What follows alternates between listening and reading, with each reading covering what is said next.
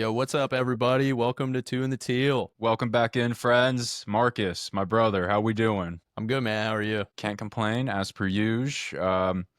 We just had to get on here because we were talking Travis Hunter off to the side, and we said, why aren't we recording ourselves talking Travis Hunter right now? Let's go ahead and get Yeah, we this should. out to the people. We might as well just rip it. I think it's such a fascinating conversation. I do love hearing everybody's opinions on this. As fans, we all have a right to an opinion on this. We have a stake in this team. So, Marcus, Travis Hunter, talk of the town. His smile Yeah. is illuminating the streets of Jacksonville Beach. We sent a 2026 first round pick and gave them our 2025 second round pick. They used that on Quinshawn Judkins, who, let's just say, via recent headlines, we are one step closer to winning that trade on paper. But uh, it was a move that clearly we're all in on this year. This Yeah. staff thinks we're going to be good right now. Talk to me about this Travis Hunter trade and Travis Hunter being on the Jags. Yeah. I mean, and I've said this before, the hardest part is how are you going to manage his role? Is he going to be primarily a defensive guy and we're going to throw him in on offense when we need those special guy kind of plays? I've said it before, he's a unicorn. And we need those kind of players on the team to be successful, especially in the NFL at such a high level. It's just how do you manage that? How do you give the guy enough break? Everybody needs a water break. How do we get him a water break? Are we going to throw him 50-50 offense defense? In my opinion, we should probably have him as a primary defensive role and then place him in those specialty times where we need a critical third down or we're down 2 scores. We throw him in on second down and we need a 60-yard bomb to maybe go in the end zone. Stuff like that. What I would hate to see is him taking a ton of snaps on offense and a ton of snaps on defense and getting burnt out. And I just want us to put him in the position to be successful, whatever that may be. And I got to imagine that coach isn't planning to play him 80% of the snaps on both sides. Right. What he did in college is not going to work in the NFL. You No, can't it's play not. the competition he was. It's just not going to work. I know he wants it to work, and I absolutely love that about him. I think he's great. I've mentioned it before. My dad met him on a flight. He said he was just so polite, so gracious, which might speak to the level to which we hold our athletes these days, that when one of them is a basic gentleman, we're like floored by it. But no, when they post videos of him playing DB, boy, does he look smooth out there. Drops the Nice. hips, balance. He's got hops, man. He can jump high. He's Um, fast, right? he's real fast. He didn't run a 40, I don't think, so I don't know his 40 time, but he is fast, and he definitely plays fast. I wonder, you give up all this capital to go up and get him. I don't think you do that for a corner. We can find a corner another time. You can get an undrafted corner. I'm thinking they want the ball in his hands. Okay. I'm thinking head coach Liam Cohen is also going to get the final say on this, and he's calling the offensive plays. I think he's going to be saying, "No, you get Jarian Jones, I get Travis Hunter this quarter." That's fine by me, as long as there's a clear separation of game balance for him. That it's not you're gonna go crank a whole drive on offense and then, hey buddy, here's a quick sip, head out on defense. You've got to go guard DK Metcalf or something crazy like that. Exactly. I don't want that to happen for him. And I And don't and want to put him in a position where he feels like he has to lock down both sides. I want him to feel like this is my rookie season. Let's take some pressure off of the kid's shoulders and give him the opportunity to just be that great ball player that we've seen him to be. That great locker room presence in the weight room. I'm sure he's studying film. Let him just ease in. We don't need him to be. I'm not even expecting him to produce a BTJ kind of stat, right, in this first season. I just want to see him do great things. And if he has a bad game, that's okay. totally, we're going to have to be patient with him just because of how many snaps he's intending on playing. But one thing that people will notice about him pretty quickly is he's not the biggest guy, and he can't be the Right. biggest guy because you can't do what he did in college at 210 pounds. He's probably No, yep. 185, 190 full pads on maybe, but he's an athlete, like you said. And we don't play the Steelers this year, I don't think, but He can't go one-on-one against DK. I don't think he has the size for it. So I wonder if it's going to have to be do a little more zone with him because, he's just a great athlete. Let him kind of cover this space. I don't know what his one-on-ones are like. I would now that's some footage I'd like to see is practice footage of him going one-on-one with BT, Travis That covering would be BT. sick. That That's would some be footage great. I'd like to see. And maybe somebody who went out to training camp, if you saw that, will you please comment and let us know what that was like? Because I bet that is I would just love to hear it. cinema. Yeah, I would love to hear that. And I do have the hesitation again of first time head coach, first time coordinators being the ones navigating this two-way player. It might be just as simple as, hey, I'm calling up some plays right now that I need Travis in on, and do we have the corner depth to give Travis a break and let him get his water breaks, like you said? But What by do you the think way, about? if Go he ahead. is our big defensive back, I know he's probably going to get incorporated into a more zone like style, but we're going to need him to take some 1v1s. Oh yeah, yep. We're going to need to Hmm. take a man defense. We need it sometimes. Yeah, And no, so Markson, that's where remember? I'm They're at. just going to run go routes, remember? And just tire him Yeah, out. they're just going to run go routes to tire him out. Hey, And Jamar, they're not going to throw the guy the ball. scratch your route. Yeah, Just Jamar, run. Just run a sprint for us. just run an 80-yard post and we're not going Yeah, to throw you the ball, and then he's got yeah, to go play offense type thing. So that's what I'm saying is we got to make sure that there's clear separation. yeah. Obviously, And he's not going to guard a guy like DK Metcalf. That would be insane. yeah, But there are some fast cats out there that are going to yeah, be running deep routes. And you're telling yep. me that this guy has to take 100% of snaps on offense and then go cover him on defense? There's no way. And they have emphasized his cardio, which I'm all about. But again, this isn't, cardio kickboxing class. This is football. So, Yeah. the whole thing with running the go routes, I've said it before. It's the most asinine thing I've heard. Like, hey, Jamar, scratch the play. Just run a sprint for us. Seriously? Jamar Chase is going to give you the bird and he's going to tell you, Yeah. shut up, watch this. Like, Yeah. that's so, and again, these are all former players saying it. But, he lost my train of thought. We can edit around this. No, don't edit it. That's perfect. Don't edit it. I got fired up. This is about authentic. You're right, dude. I got fired up about the fucking just run a go route on him. And what I was gonna say is, if teams really wanted to challenge Travis Hunter, I would be designing runs so that I don't know if we play the Ravens this year. I forget, but like let's have Derrick Henry run at Travis Hunter. That's what I would Yeah, be doing right, to yeah. challenge Travis Hunter. I'd be like, Yep. okay, let's see Heisman two-way player. Here comes Derrick Henry. Here comes Yeah, so Bijan what Robinson. can you Here do? comes Saquon. In division, here comes Jonathan Taylor and frickin' whoever the other bums are in our division. No, I'm sure Dude, they're there's great. gonna be a moment where he gets put on his rear, and it's gonna be a wake up call, and everybody's gonna go, "Whoa," Mm-hmm. and we'll see. And I guarantee you, he's a bounce back kind of guy. He's just gonna get up and keep playing. Oh yeah.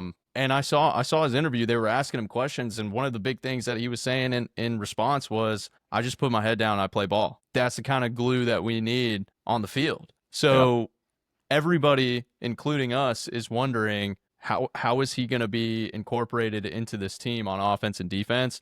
He doesn't care. He's just saying, "Coach, put me in. I'm going to do what I need to do for you." That's what we need. Now, something I would like to see this team navigate is what if it does get to the point where they're saying, "Hey, Travis, we're cutting down your snaps on defense big time because we need you on offense." How is he going to react to that? Is he, like you said, a yes sir coach, or is he going to say, "Y'all drafted me here to play both sides. I'm playing both sides," because NFL wide receivers are famously the biggest fake tough guys on earth. They're all divas. I mean, they it's true. You see these guys and they're like they start They're all bitching and divas. moaning. They start bitching Yeah. and moaning because they only got 2 targets in a game, and it's just like, well, maybe that's just how the cards fell. And then they go into the locker room and then they start bitching and whining. It's because they make a lot of money.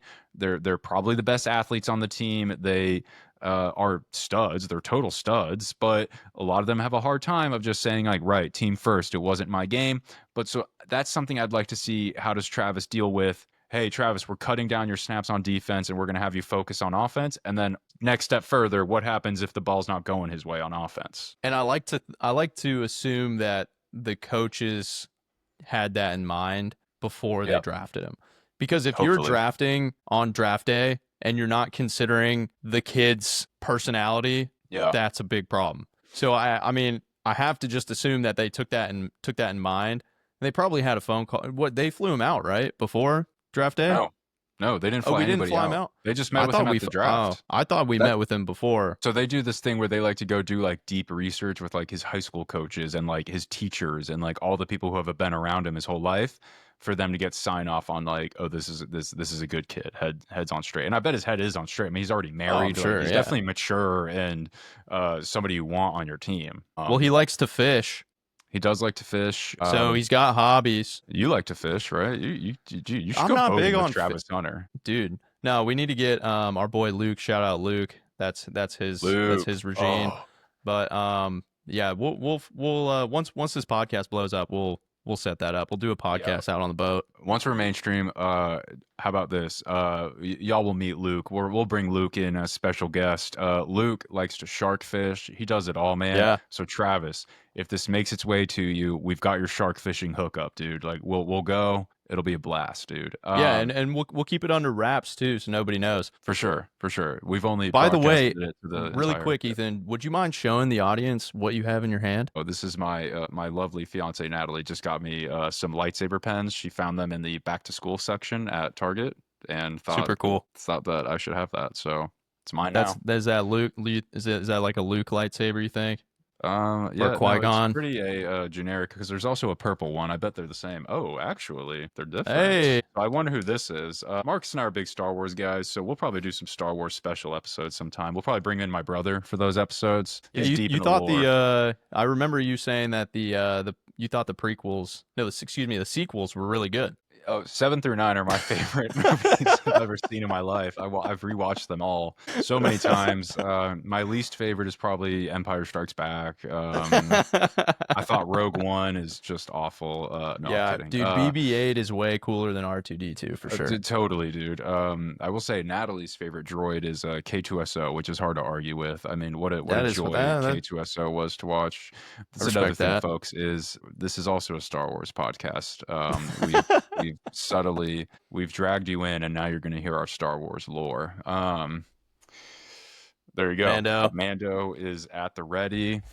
I mean, this is starting to get embarrassing. I've got the Darth Maul Coca-Cola right here. Oh, this is getting bad.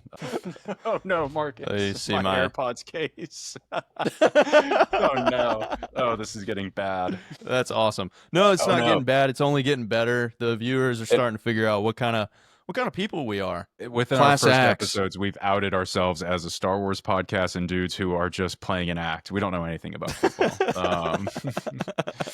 No, I'm kidding. I certainly am not a statistics kind of guy. I don't know anything.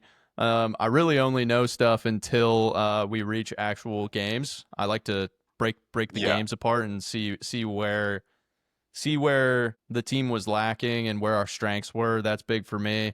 I don't look at the numbers, man. I just want to see who's making the big plays when the ball's in their hand, who's making big blocks is a big one for me, and who's getting penetration in the backfield, and who's locking down one of the all-star players on the opposing team. Those are the big things that I pay attention to. Absolutely. I listen to a guy, shout out Danny Parkins on FS1. He does podcasts with Colin Coward sometimes, and one of his big things is he goes, "You can tell me all the PFF rankings you want. I watch the game with my eyes." So if somebody was to come on here and tell us, well, actually, according to PFF, the Jaguars O-line last season was blah, blah, blah, blah, blah, we'd be like, shut up. I'd probably kick them out of the pod. I'd boot them. I mean, yeah, we don't boot them. We have eyes. And our eyes told us not a lot of push up front, receivers dropping balls. We saw what happened. You can't come in here and tell me, like... You know what else I have? I have a heart. And I fucking love the Jags. Absolutely. And that's why we're here, man. But yeah, this whole Travis Hunter thing, not to, I mean, we went on a good tangent there. That was fun. I enjoyed that. It's going to be a fascinating thing to watch this season. It puts us on the map, I would say. Part of me wonders how much of this Travis Hunter trade were we making an investment in relevance? So when people talk about you shouldn't have paid Tua, you shouldn't have paid Trevor Lawrence, whatever, I hear you. But owners, think about an owner. You go, hey, we're going to sign this guy to a huge contract because what else are we going to do? You want us to start over at quarterback? You want us to take a chance on what's his face out of what's the school? Fair. It's nope, fork up the $200 million and let's at bare minimum be relevant and talked about and have a chance. Fair. And another point, bringing him on to the team is going to make the team a lot of money. Oh yeah, Jersey jerseys. sales, people tuning into the games just to watch him play. He was on Oh the yeah. Amazon Prime show. That blew up, and I thought it was actually very good. Hmm. And more people are going to come to the games just to Yep. watch him play and see Yeah. and see what he's going to be able to do. I don't know if we've ever in the NFL had someone come into the draft, get picked number 1 overall, and expected as like their identity to play both ways. Has that ever happened before? Apparently, see, nobody that we're uh, Familiar uh, with? old enough to remember, because I think Yeah. maybe Charles Woodson or I think Deion Sanders might have come in potentially to play both ways, Okay. but Deion was a lockdown corner. Maybe that was like It, a strategy back in the day, but I mean, I haven't seen that. that's the thing is it's very difficult to do. And you have heard of teams though, like they'll take a receiver and say you're going to play corner actually.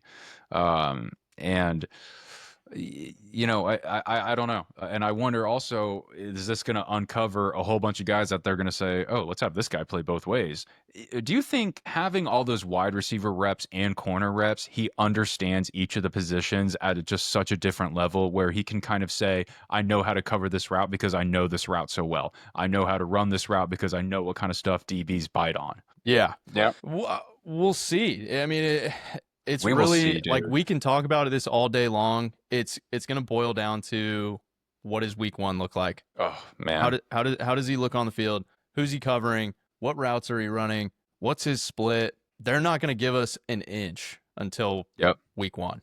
We're not And going to get an inch. we'll do a full preview for every game, but week 1, let's talk about Travis at corner. He's going to be guarding Teteroa Macmillan, who Travis played against in college, the receiver out of Arizona, who Travis has said that's the best receiver he ever played against in college. Uh, T Mac put up plays on Travis. Like he did not win every Yeah. rep. If he's not covering T Mac, it might be Adam Thielen, vet, savvy route runner. Super bet. Yeah. It could be a Cooper DeJean, Super Bowl champion Cooper DeJean said Adam Thielen was his welcome to the NFL moment. He said he was routing Wow. him up. If it's not Adam Thielen, Xavier Legette. He was a first round pick last year, wide receiver. Like Yep. he's going to be week 1 going. These are NFL players, not borderline, barely made the team type of guys. Nope, these guys made the team and they are NFL players. And then Yeah, when in he goes college and you plays play a lot receiver, of exactly. You play a lot of kids in college that never get drafted, no, yeah, and they're starters on the opposing team. yeah, And that's where you're picking up your highlight tape. So I'm not yeah. saying that he doesn't have the athletic ability to do it. I'm just saying everybody has that mentality right now that the next best thing since peanut butter and jelly, but Yeah, he might just kind of fit into the role as right. opposed to being the all-star kind of player. Yeah, And yeah, if we can find a guy that fits the role well, doesn't give up a bunch of touchdowns and catches the ball when we need him to, I'm fine with that. absolutely. And it's going to be the same thing with him playing receiver is these corners are not barely made the team guys. Nope, they are starting NFL corners. Exactly. Malik Neighbors, who was the other receiver out of LSU last year, BTJ's teammate back at LSU. I saw a clip of him talking about these NFL corners, and he's going, there were guys in college that as soon as I lined up on him, he's like, I could do whatever I wanted to him. Um, Right. and then he That's goes, now I'm in the exactly my NFL, point. and he's going, I'm up against this guy, and he goes, never heard of him, don't know his name. He's wearing like number 37, and he goes, in college, I'm gonna route this guy up, and he's going to the NFL. He's got his hands on me. He's big, fast, strong, good. Sound technique, like he's like, you get no breaks. There are no bums that you're playing against. And so when we talk about trading a future first round pick and our second round pick, which again was used on a dude who I think that trade's going to age well on paper. It looks like we won. So far we've won. Now if this first round pick is like pick 7, I'm going to scream. Yeah. But we've traded capital and we're all in on this year, and I'm just Travis, come on now. I need right now. I don't need projects. I need right now. Yeah, we need someone who's going to be able to perform for sure. And I think we're going to see a little bit of a little bit of an offense that's way more creative than just generic play styles. Yep. That was one big thing for us. It was, are we throwing the ball on first down? Or are we running the ball on the first down? Well, it's not going to be anything crazy. It's not going to be anything out of the ordinary. Nothing that will make you say, "Oh shit." We didn't Yep. have that last season. I think this season we're at least going to get some of those. You know what I miss? I miss a 30-yard gain on first down. That would be sick. Just to put the presence of we're gonna step on your necks. We're Yeah. all gas, no brakes. Yeah. I like that idea. I like those big. Let's blitz on first down. Let's go get a sack on first down and shut them down quick. If they get a 10-yard gain on it, so be it. I Right. hope that we get more of that coming out of the coach's playbook. Absolutely. If any NFL Jaguars beat reporters are watching this, which I know you're not, but maybe they are though. Hey, instead of asking coach, how are you feeling about the season? Because he's going to say, "I'm feeling good, man." You Yeah, already know feeling the great. answer. Hey, coach, how's the install going? Do you think he's going to tell you the install's not going well and that they're behind Yeah. schedule? No, he's going to say it's going great and we're learning. And Trevor, how's the shoulder feeling? Oh, Oh, it's hurts feeling like good. shit. Fucking Yeah. aches, keeps me up at night. No, he's going to tell you he feels great. How about asking him, hey, having the speed that you have at receiver between BT, Travis, De'Ami Brown, Parker Washington in the middle, big athletic tight end like Brenton Strange, what does that allow you to do with your play calling? What does that allow you to do with your route concepts as opposed to, what would an average receiving core would look like, where you don't have 4-3 guys all over the place? What does that do to open up your playbook? Instead, we get, hey, how's the install going? Yeah. And, like, I don't want those shitty just open-ended questions. Like, I want to direct, hey, the locker room presence was terrible last season. Everybody in Jacksonville knows it. What are you doing to change that? And I want to Yeah. see those kind of questions, like how are we changing the mindset and the mentality and the identity of the Jaguars going into this season, as Yep. opposed to how's install going? I mean, yeah. Somebody asked Travis Hunter, how important is it, the team bonding? What the fuck do you think he's going to say? Yeah, man, we're What going the fuck do bowling. you We're going do you think fucking he's going to bowling. say, couldn't care less, fuck them. Yeah, they're only Yeah. my teammates. I mean, it's just ridiculous. It's Yeah. Josh Hines Allen took me fishing. that would be sick. That would, That's that good would that content. would be pretty sick. I'd be into Oh, that thanks, man. actually. Yeah, hell Um, yeah. Well, all right, man. So, as always, great to chop it up. We got to fit some Star Wars in there. Fit Yeah, Travis I love Hunter. We it. did. We hit on a lot. Guys, stick with us. We're going to be doing reactions to games all season long, previewing opponents, bringing on people to come talk to us. It's going to be sick. Ride with us, Marcus. I will. I will see you soon, my man. Yeah, and if anybody has anything they want us to talk about, leave it in the comments, because that would be fun. We Yeah, want to take what your ideas and your concept. yeah. You can be as mean to us as you want. We can take it. Well, all right, man. Looking forward to it. Have a great evening, my man. All Peace. right, brother, you too. Eat some good food. I will. Yeah, you too. Bye bye. Okay. All right. Bye.